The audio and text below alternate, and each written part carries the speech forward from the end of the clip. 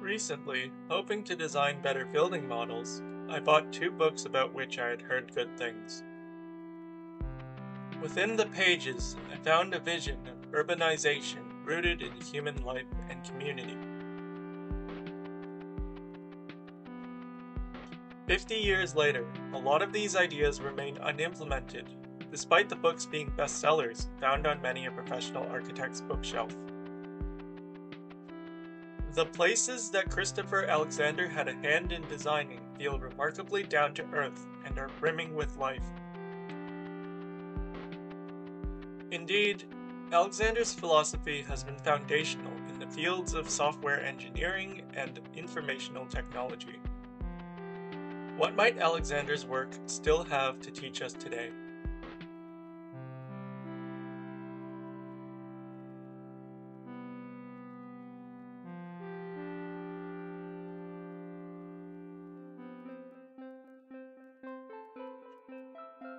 As I'm reading through these books for the first time, I'm struck by the author's language. He speaks of a timeless way of building, in terms bordering on grandiosity. Certainly, when I read The Timeless Way of Building aloud, my wife and I both wonder how Alexander could speak with such certainty on topics that pertain to so many.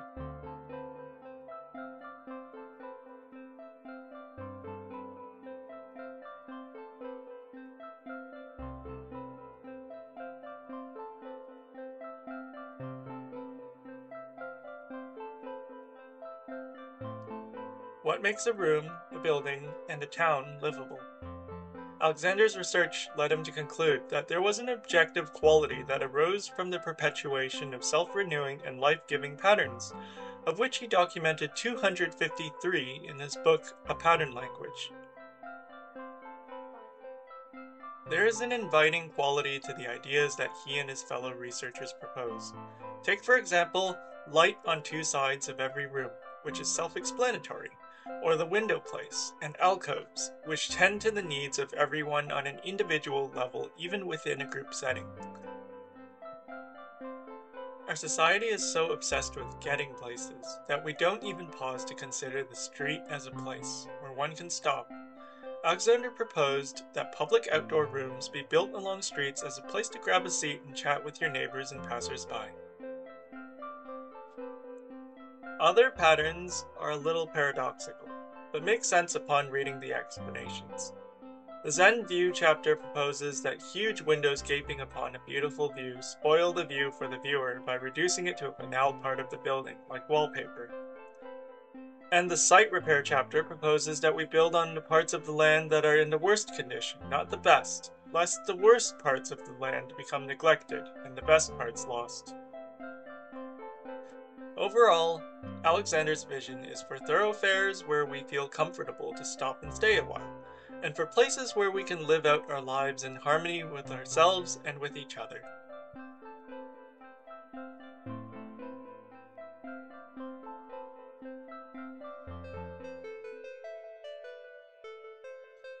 In our late postmodern society, it's kind of hard to imagine people agreeing on anything, let alone the big O, big T, one timeless way of building. At first glance, today's cities are an amalgamation of ideas and origins. It's a beautiful notion to build for everyone in an encompassing way, but increasingly it seems like we're building for everyone in the least common denominator. How does anyone live in one of these shoebox condos? How did we get here and how do we get out? Before we proceed, I must say that I'm no expert on economics, and there are a lot of reasons for the shape of our cities that are far beyond the scope of this video. I want to focus on what we should be building towards, not necessarily on whether it is immediately feasible, if only because a lot of moonshots seem impossible on paper.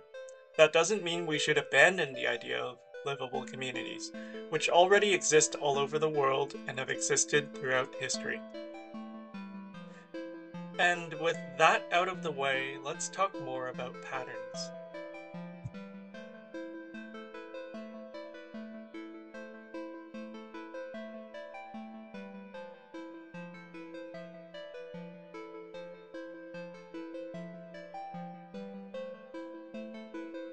I think it's safe to say that Alexander was an opponent of the modern office tower, in which he recognized many anti-patterns, from their sheer height, which he suggested destroys social life and wrecks the surrounding open spaces, to their floor layouts, with, quote, long sterile corridors that set the scene for everything bad about modern architecture, end quote, to the layouts of offices and meeting rooms themselves, long and narrow, daylight at one end only, concrete waffle ceiling, fluorescent lights at 10-foot centers, steel window, plywood wall surface, and so forth.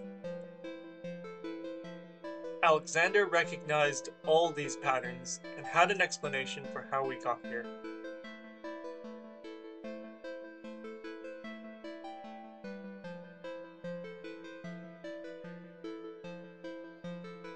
Let people design the places they want to live in.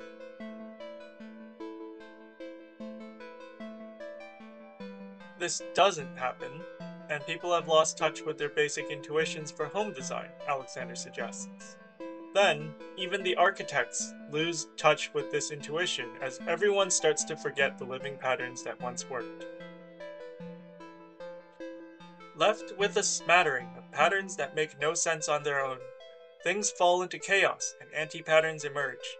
Absent natural order, we invent abstract and artificial systems of order through laws and attempts at planning entire pieces of the environment, dismantling what remains of the organic and natural processes, until what remains is sterile and unsuitable for living in. So yeah, we're cooked.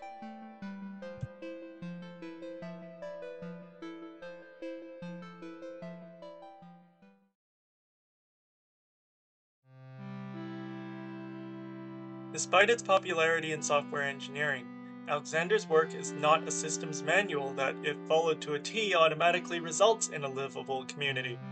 In fact, despite its somewhat authoritative title, it wholly hinges on the active participation of the parties that will actually inhabit the space. We might call his philosophy inclusionary. He accounts for the needs of everyone, the young and the old, men and women, all subcultures. He construes our society as less a homogeneous melting pot and more a colorful mosaic. At the end of The Timeless Way, he tells us to put aside the whole language for a minute.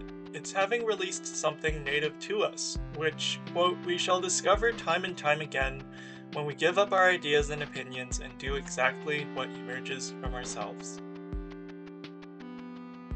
His philosophy is a celebration of the individual living within a community, and of the community made up of individuals. It is a timeless way of life that our ancestors knew well and from which we have only lately become estranged through successive industrial revolutions. But it is a timely message for current generations and countless generations still unborn.